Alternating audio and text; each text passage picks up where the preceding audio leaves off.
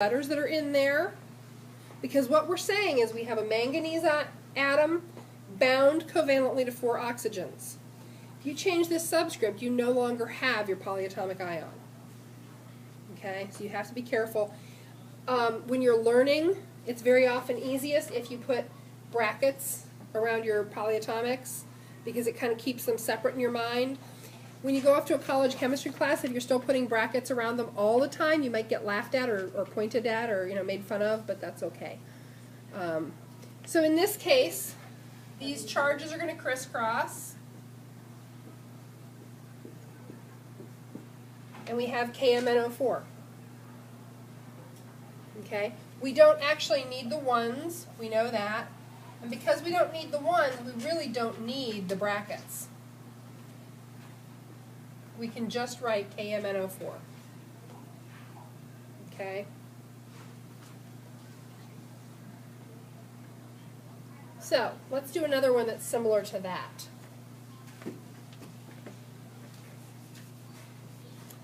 Let's do, okay. So, let's do calcium carbonate.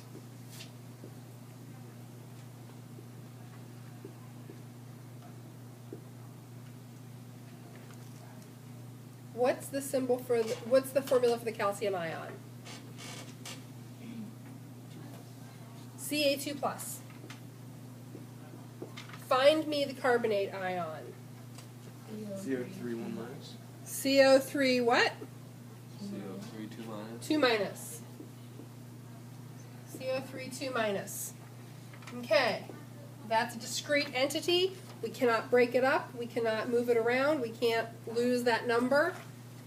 So we end up with Ca2, CO3 2 times. Well, guess what?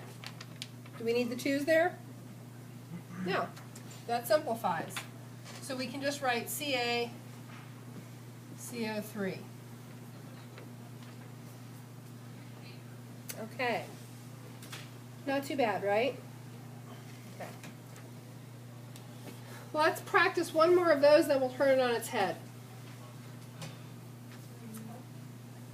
Let's see.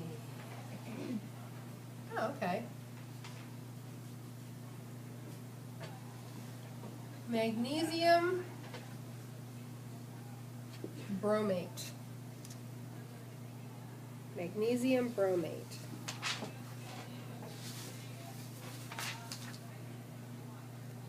I'll let you get a head start.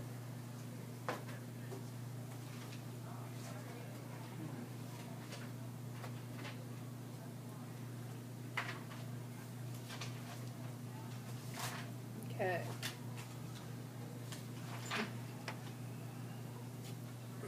So somebody I have not heard from, give me the formula for the magnesium ion.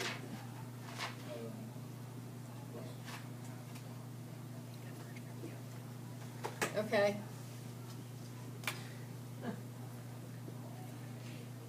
Yes, it is magnesium 2+. Okay. Somebody who I've not heard from. Let's see, you know who you are. I'm looking at a couple people in gray I haven't heard from and a couple people in black I haven't heard from. All on the edges. Oh no, one in the middle. I haven't heard from you. So, what's the formula for the bromate ion? BrO3 1 minus. So, we're going to have those parentheses. Mg1, BrO3, 2 times. Okay? And of course this 1 we don't need, so we just write Mg, BrO3, 2 times. Now, if you write this is correct, right there, Mg, BrO3, 2 times. If you were to write this, you're essentially saying you've got a magnesium atom, a bromine atom, and 32 oxygens. Wrong. What if you were to do this? Let's see. Okay, I can multiply that out. Okay. Wrong! Correct them. Because there, somebody tried to multiply the 3 by the 2, and You know, so now you've got a magnesium and bromine and 6 oxygen. No. Can't do it. So you have to keep this ion a discrete unit. Could you have like magnesium Br2O6? It's no. No.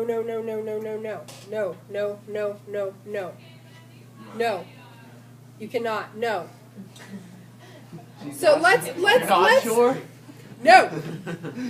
Let's look at let's look at this from a Lewis structure standpoint, because that's I think the clearest way to understand this. So what we're talking about is we have a magnesium ion, and remember we can draw a Lewis structure that shows an ion. And then we have the bromate ion. Let's see. And I believe 7, 6, 3.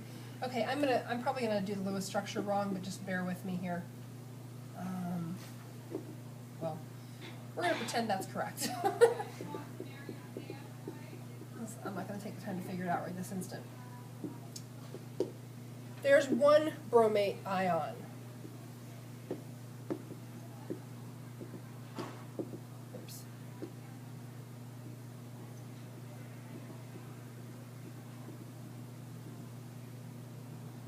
There's another bromate ion. So you're talking about 2 individual entities. So you're not talking about something that's B2O6, because then you're saying that's a covalently bound thing or a ratio of ions.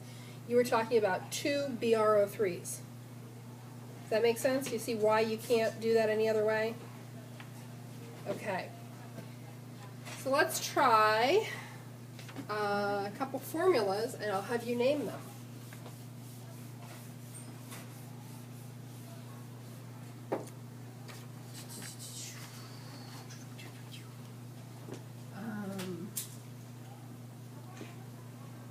Oops.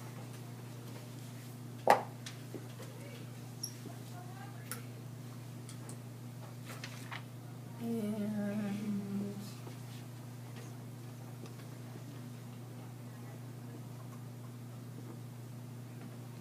okay. What is it? Start with these. P. Okay. Sorry. I thought So we have MgCrO4 and Na3PO4.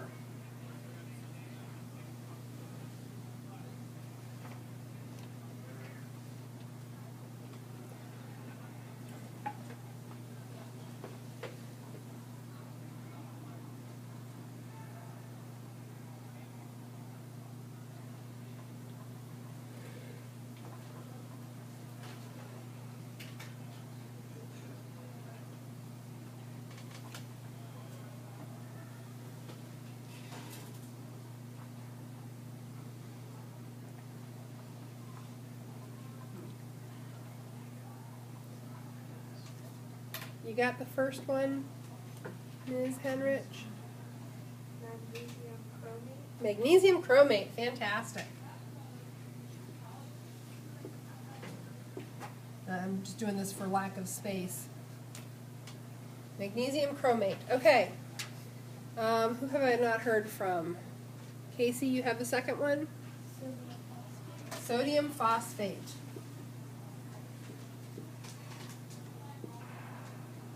Okay, now let me tell you what your most common mistake is going to be on these. And of course, I will present it to you as an option on your naming quiz. Somebody's going to write sodium phosphorus oxide. Do we get to use this? Yes, you get to use this. Somebody will write magnesium chromium tetraoxide. Trisodium phosphorus. Oh, is this what we're going to learn on Monday? Oh gosh, like we haven't even Uh-huh.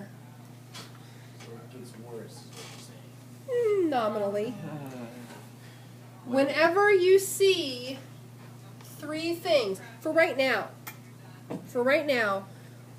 when you see 3 things bound together, you know you're dealing with a polyatomic ion.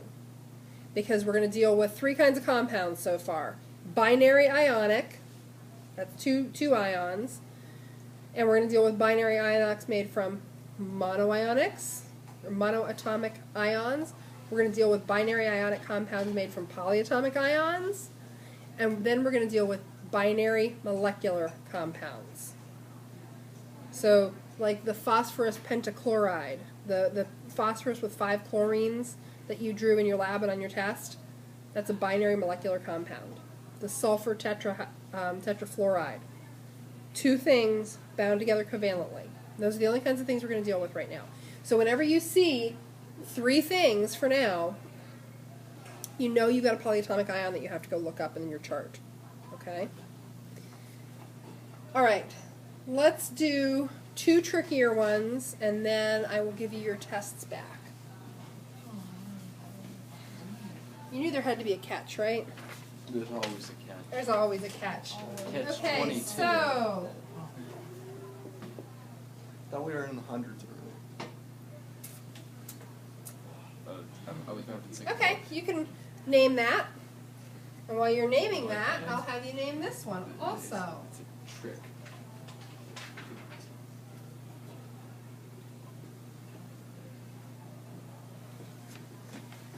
Okay, 2 to name, 2 to name, 2 to name.